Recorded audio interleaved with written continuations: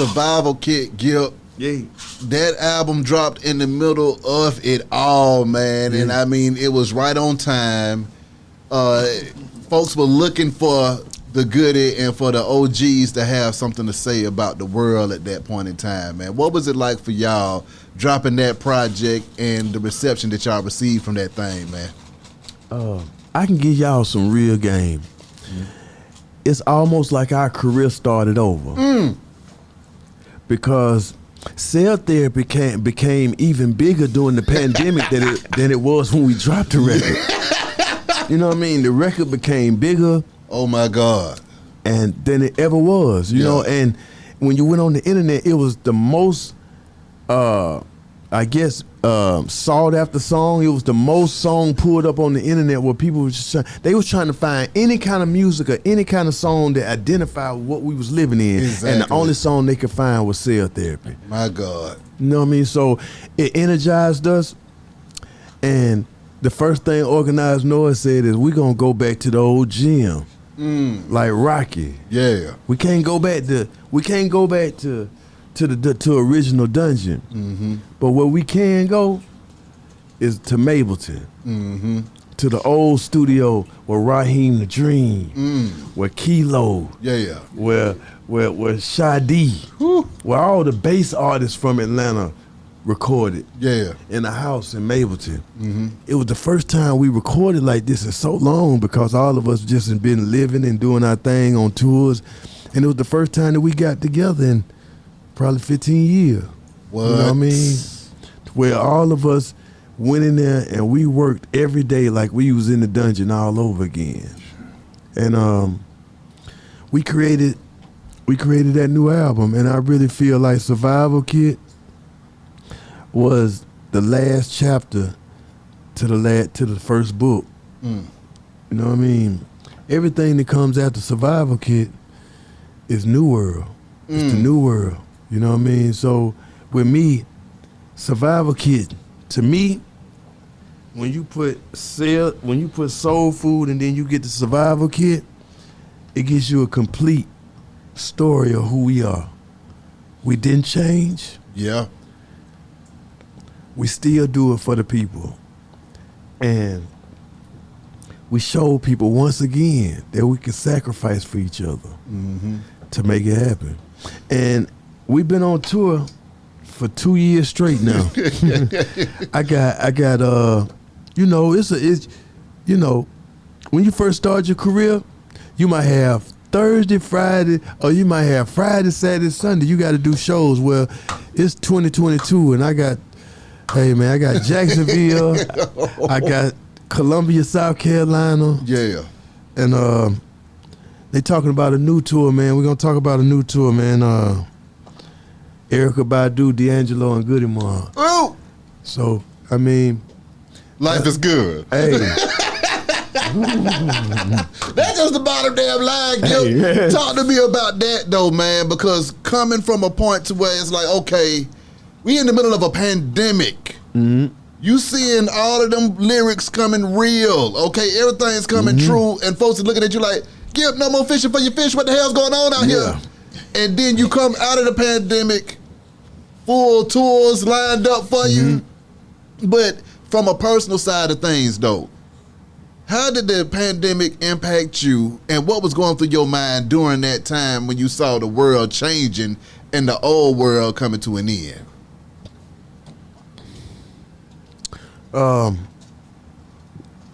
think I would have to say just time. You don't time ain't never on our side.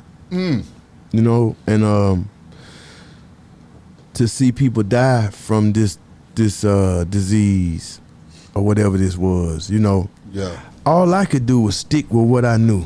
All I could do was stick from what I was taught, what I read out these books.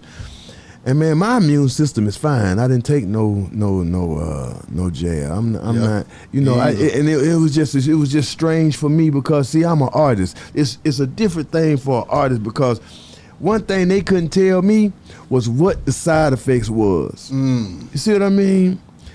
I live off my body. Come on. So if you had gave me something and then my arm stopped working, who fault is it for taking it? Yeah. It's mine. Yeah. So with that being said, I had to protect myself. You know what I Yeah. mean? Even though I'm in the house with my mother, I love my brother, but I understood that also this is my personal decision. Yeah. And now, let's go now we going from now. They saying we are at the far end of this pandemic. Now you can see where it's a lot of people that that the vaccines didn't agree with their body. Yeah. Now I'm not saying that it didn't work for other people, Yeah. and some people it agreed with, and it helped them. It Yeah. helped my mother. It helped my brothers. Yeah. You know what I mean? But for me personally, I seen it where it didn't help people. It kind of made. It's a lot of people now got sicknesses that they don't understand, Yeah. and all they can say is I took the vaccine. Yeah. So for me personally, I'm like, nah, man, this should have made me have to dig deeper into what I represent. And what I represent is life.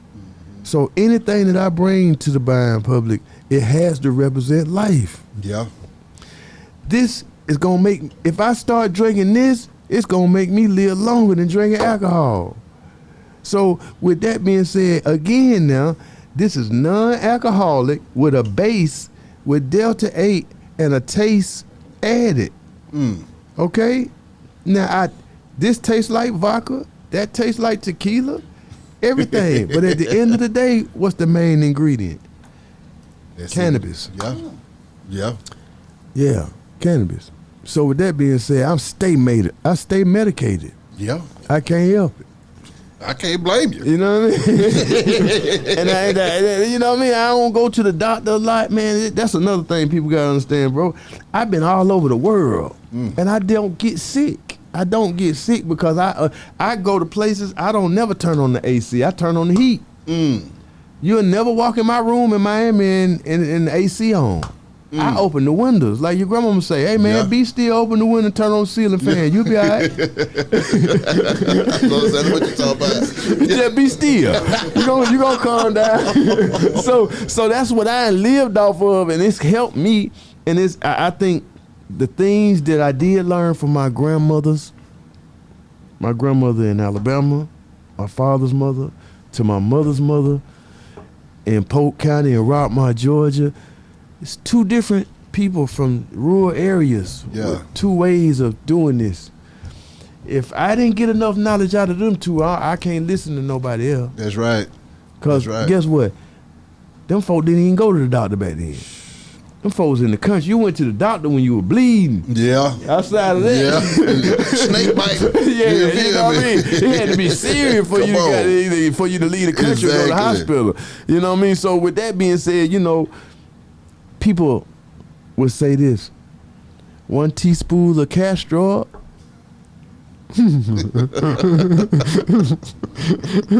Hey, and go lay down.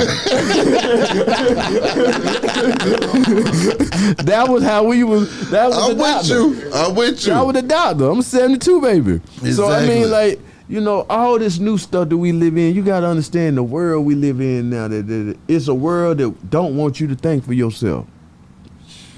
And it's a world where they'll accept you if the life's big enough and the money's spent enough. You ain't even got to be talented no more. You just got to have a big ego and a great conversation. Yeah. And you might get it. You might make it to the top. But guess what? Real artists, most of the time, are not people. But if you just an entertainer and you just a personality, shit, you talk to everybody. Yeah. You know what I mean? Yeah. But you will never be like Prince. You'll never be like Mike. Yeah.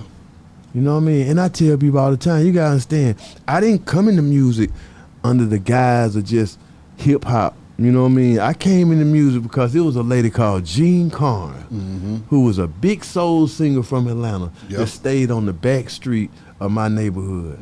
That once her son started taking me around her, I saw Peebo Bryson in her house, New Edition in her house. Yeah. Countless Stevie Wonder. She was the first person to take me into a concert with her and Peebo Bryson and Sensations on the East Side. sensations. You know what I mean? Yeah. And these were clubs when I was a child, you know, because the clubs were different when we were kids. Because I remember, like, we from the South Side, but at the same time, I remember when Mr. V's Figure 8 was the jam. Yeah. And they had horses and hot air balloons in the parking lot for the kids, if you didn't have nobody to take care of your kids, our parents would go to the club and drop their kids off over there with the horses and until they come out the club. That's right. the way it was on the South Side. Crazy. We ain't gonna stop balling. We gonna keep it going. The kids just gonna stay up with us while we do it.